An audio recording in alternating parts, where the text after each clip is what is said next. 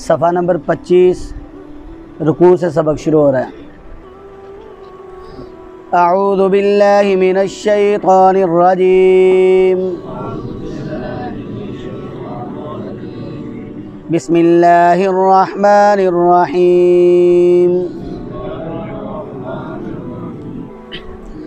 کل من علیہا فان وَيَبْقَى وَجْهُ رَبِّكَ ذُو الْجَلَالِ وَالْإِكْرَامِ فَبِأَيِّ آلَاءِ رَبِّكُمَا تُكَذِّبَانِ يَسْأَلُهُ مَنْ فِي السَّمَاوَاتِ وَالْأَرْضِ كُلَّ يَوْمٍ هُوَ فِي شَأْنٍ فَبِأَيِّ آلَاءِ رَبِّكُمَا تُكَذِّبَانِ سَنَفْرُغُ لَكُمْ أَيُّهَا الثَّقَلَانِ فَبِأَيِّ آلَاءِ رَبِّكُمَا تُكَذِّبَانِ يَا مَعْشَرَ الْجِنِّ وَالْإِنسِ إِنِ اسْتَطَعْتُمْ أَن تَنفُذُوا مِنْ أَقْطَارِ السَّمَاوَاتِ وَالْأَرْضِ فَانفُذُوا لَا تَنفُذُونَ إِلَّا بِسُلْطَانٍ فَبِأَيِّ آلَاءِ رَبِّكُمَا تُكَذِّبَانِ يُرْسَلُ عَلَيْكُمَا شُوَاظٌ مِّن نَّارٍ وَنُحَاسٌ فَلَا تَنتَصِرَانِ فَبِأَيِّ آلَاءِ رَبِّكُمَا تُكَذِّبَانِ صدق اللہ العظیم۔ کل جو سبق ہم نے پڑھا تھا اس سبق میں اللہ تبارک و تعالی نے اپنی قدرت کے دلائل کو واضح فرمایا، بیان فرمایا۔ آج جو سبق ہم پڑھ رہے ہیں اس سبق میں بھی اللہ تبارک و تعالی اپنی نعمتوں کا تذکرہ فرما رہے ہیں اور اللہ تبارک و تعالی اپنی قدرت کو بیان فرما رہے ہیں۔ 3 مخلوقات ایسی ہیں جن کو اللہ تبارک و تعالی نے عقل عطا فرمائی ہے۔ ان میں سب سے پہلے نمبر پر فرشتے ہیں کہ اللہ تبارک و تعالی نے ان کو عقل مند بنایا ہے، لیکن وہ مکلف نہیں ہیں اور ان کے اندر نافرمانی کا مادہ بھی نہیں ہے اور وہ فطری طور پر فرما بردار ہیں۔ اور دوسرے نمبر پر جنات ہیں، اللہ تبارک و تعالی نے جنات کو بھی عقل عطا فرمائی ہے، عقل مند بنایا ہے، لیکن یہ شریعت کے مکلف ہیں۔ ان کے اندر نیکی کا مادہ بھی ہے اور بدی کا مادہ بھی موجود ہے، اور اللہ تبارک و تعالی نے ان کو اختیار دیا ہے اور نیکی کا حکم دیا ہے اور بدی سے ان کو منع فرمایا ہے۔ ایسے ہی تیسرے نمبر پر انسان ہیں، اللہ تبارک و تعالی نے ان کو بھی عقل مند بنایا ہے اور ان کو بھی اللہ تبارک و تعالی نے ان کے اندر نیکی کا مادہ بھی رکھا ہے اور بدی کا مادہ بھی رکھا ہے، اور ان کو نیکی کا حکم دیا ہے اور ان کو بھی بدی سے منع فرمایا ہے۔ اور اس صورت کے اندر اللہ تبارک و تعالی نے بار بار انسانوں کو اور جنات کو مخاطب فرمایا۔ یہاں پر اللہ تبارک و تعالی نے ارشاد فرمایا کل من علیہا فان، کل ہر من وہ چیز علیہا جو اس پر ہے، ہر وہ چیز جو اس زمین پر ہے، فان فنا ہونے والی ہے، ختم ہونے والی ہے۔ اس زمین پر کیا ہے؟ انسان ہیں، جنات ہیں، حیوانات ہیں، نباتات ہیں، جمادات ہیں۔ اللہ تبارک و تعالی نے ارشاد فرمایا جو کچھ بھی اس زمین پر ہے سب کچھ ختم ہونے والا ہے، کچھ بھی باقی نہیں رہے گا۔ فرمایا وَيَبْقَى، اور باقی رہے گی وجہ ربی کا۔ وجہ کا ایک معنی چہرہ بھی ہے اور ایک معنی ذات۔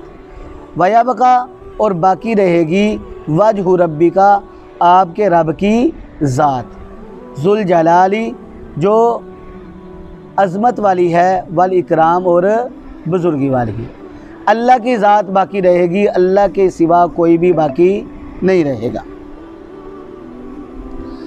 فرمایا فَبِأَيِّ آلَاءِ رَبِّكُمَا تُكَذِّبَانِ، پس تم دونوں اپنے رب کی کس کس نعمت کو جھٹلاؤ گے۔ یسألہ، سوال کرتا ہے، ہو اس سے، مانگتا ہے اس سے، کس سے؟ परवरदिगार से, रब से। कौन? मन फी समावाती, जो कुछ भी आसमानों में है, वल अर्ज़ और ज़मीन में है। आसमानों में कौन है? फरिश्ते हैं और अल्लाह तबारक व तआला की और मखलूक़ात भी हैं, उनको अल्लाह ही जानते हैं। वो सब किसको पुकारते हैं, किससे मांगते हैं? अल्लाह तबारक व तआला से ही मांगते हैं। फरमाया वल अर्ज़, और जो कुछ ज़मीन में है। ज़मीन में इंसान हैं, जिन्नात हैं और भी मखलूक़ात हैं, हैवानात हैं, सब किसको पुकारते हैं, किससे मांगते हैं? अल्लाह तबारक व तआला से मांगते हैं। मुस्तदरक हाकिम के अंदर और मुस्नद अहमद के अंदर एक रवायत है, हज़रत सुलेमान अलैहिस्सलातु वस्सलाम ने ऐलान फरमाया कि हम फ़लाँ मैदान में जाएंगे, वहाँ पर स्याह मिट्टी में खड़े होकर हम नमाज इस्तिस्क़ा पढ़ेंगे, हम अल्लाह तबारक व तआला से बारिश की दुआ मांगेंगे। इस ऐलान के मुताबिक हज़रत सुलेमान अलैहिस्सलातु वस्सलाम और उनके साथी उस मैदान में गए। वहाँ पर हज़रत सुलेमान अलैहिस्सलातु वस्सलाम ने देखा कि एक चींटी है और वो आसमान की तरफ टांगे उठाए रब से दुआ मांग रही है। और दुआ क्या मांग रही है? ऐ परवरदिगार, हम भी तेरी मखलूक हैं और इस बारिश के ना आने की वजह से हम पर भी बहुत तंगी है।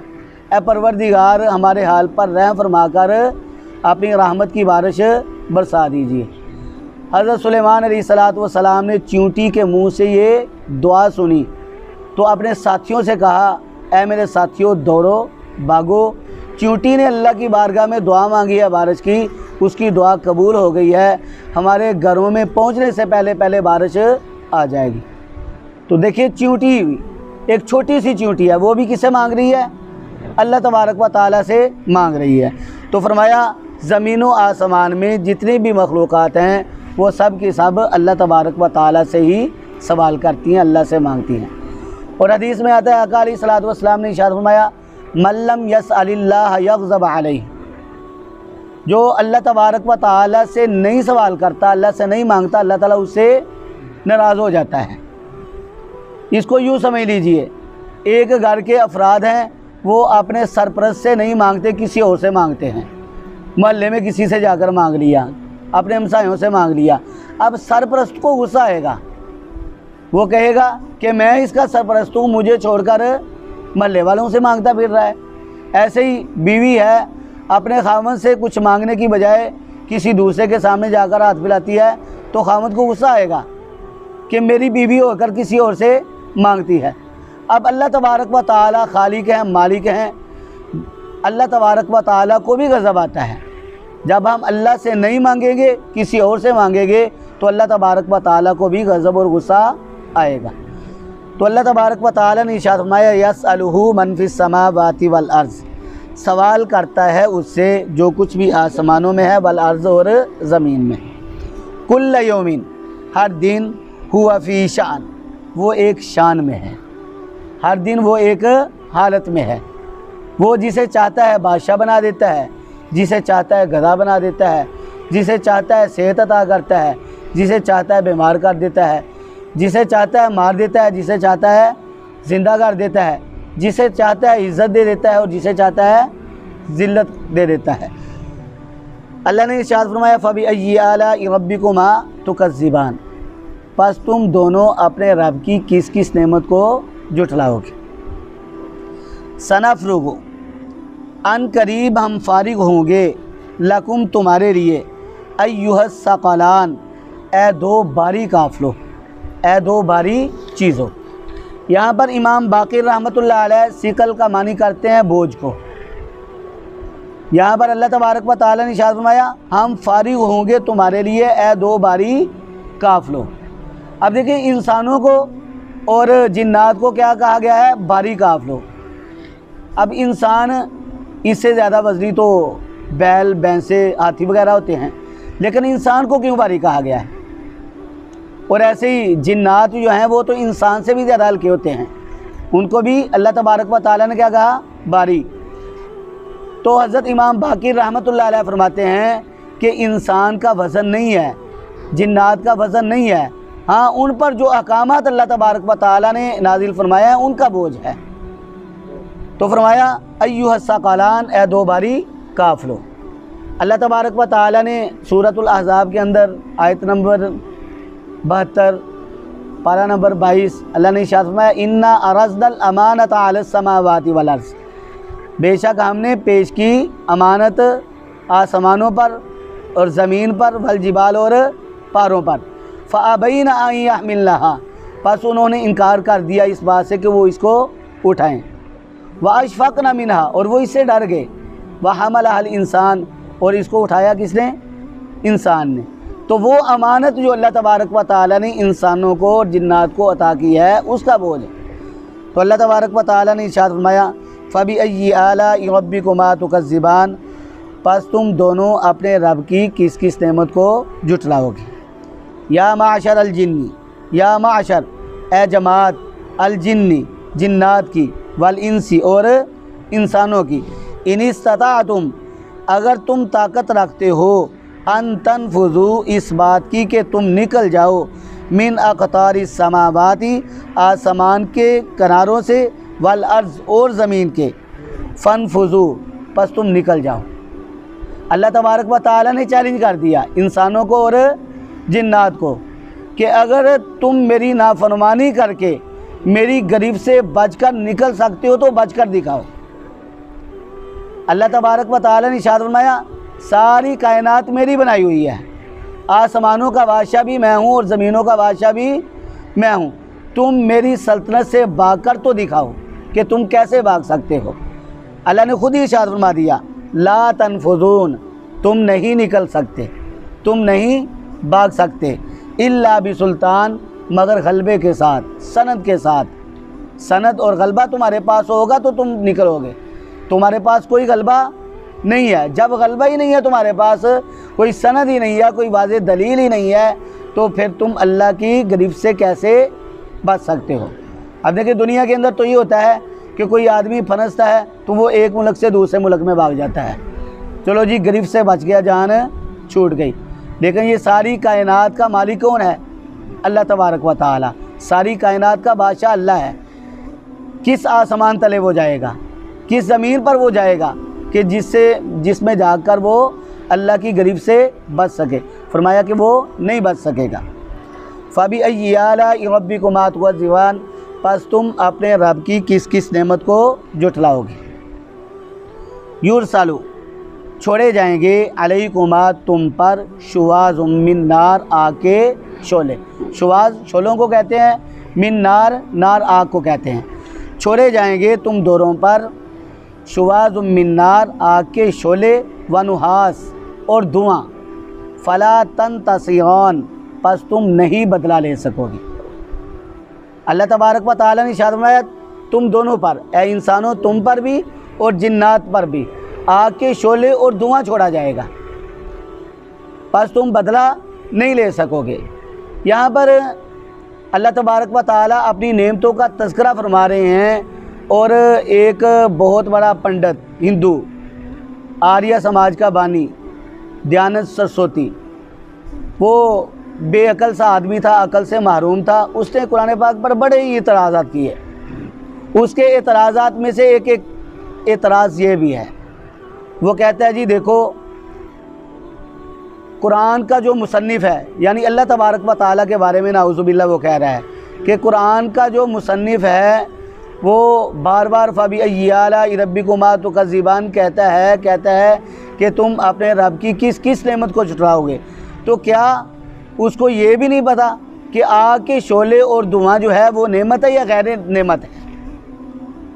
तो वो नेमतों में आग के शोलों को बयान कर रहे हैं और धुएँ को बयान कर रहे हैं।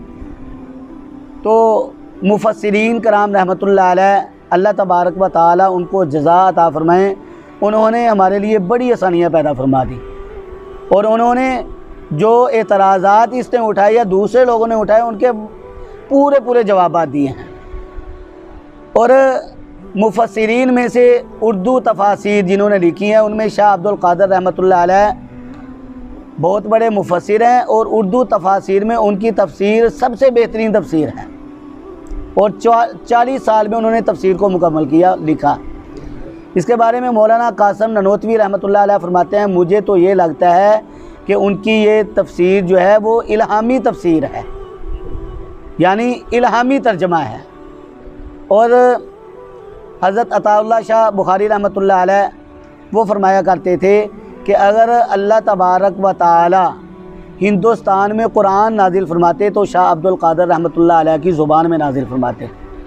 تو یہ اس کا جواب دیتے ہیں۔ انہوں نے تفسیر مکمل کی، اللہ کی بارگاہ میں دعا کی اور کہا کرتے تھے کہ جب اللہ کی بارگاہ میں ہم پیش ہوں گے تو لوگ پیش ہوں گے تو ان کی بغل میں ان کا نام اعمال ہوگا، میں اللہ کی بارگاہ میں پیش ہوں گا تو میری بغل میں قرآن کی تفسیر ہوگی۔ انہوں نے اس کے اس اعتراض کا جواب کیا دیا کہ یہ نعمت ہے یا غیر نعمت؟ وہ کہتے ہیں کہ اللہ تبارک و تعالیٰ کی طرف سے کسی خبر کا آ جانا کہ یہ ایک آفت ہے، اس آفت سے بچ جاؤ ورنہ اللہ کا عذاب تم پر آئے گا، یہ بھی اللہ کی ایک نعمت ہے۔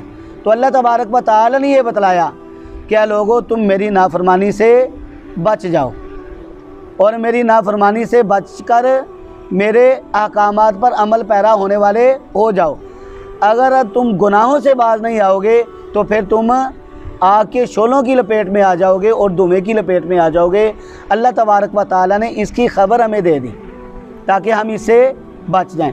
جب اللہ نے خبر دے دی کہ یہ آفت ہے، اس سے بچنا ہے، تو یہ ہمارے لیے کیا بن گیا؟ بہت بڑی نعمت بن گئی۔